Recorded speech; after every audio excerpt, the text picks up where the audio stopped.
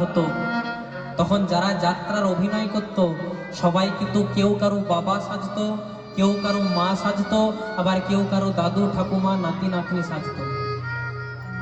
কিন্তু যখনই যাত্রা পালা শেষ হয়ে যেত সবাই কিন্তু নিজের নিজের বাড়ি ফিরে যেত।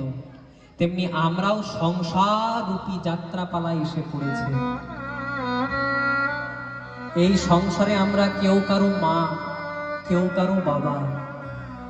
কিন্তু যাকে আপনি মা বলছেন, যাকে আপনি বাবা বলছেন, যাকে আপনি প্রিয়তম প্রিয়তমা বলছেন, একবার ভেবে দেখুন তো মা।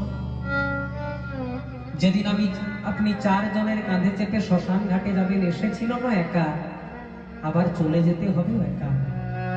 কেউ তো কারো নয় রে বন্ধু, কেউ তো কারো নয়, আসা যাওয়া পথের দেখা, কেবল দুদিনের পরিচয়।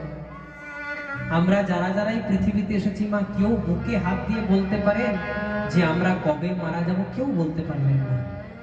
কিন্তু যেদিন আমাদের ভবপারে যাওয়ার ডাক আসবে সেদিন কিন্তু আমাদেরকে আবার আপন ঘরে চলে যেতে হবে।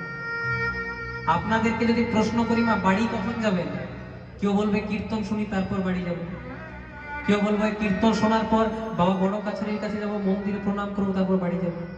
কিন্তু বলুন তো মা, সত্যি কি আমরা বাড়ি যাব? বাড়ি আমরা কেউ যাব না। বাড়ি যাওয়ার সময় এখনো আমাদের হয়নি গো।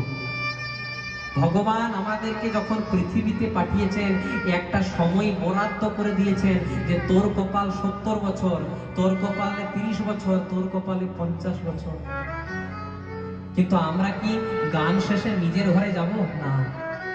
এটা হলো আমাদের কিছুদিন ভাড়া বাড়ি, ভাড়া করে কিছুদিন এই বাড়িটাতে আছি। যখন আমাদের আপন ঘরে যাওয়ার ডাক আসবে সেদিন সেটা হলো আমাদের আসল ঘর, যখন ভগবানের কাছে চলে যাবে। আর এ ঘর ছাড়া আমাদের আর অন্য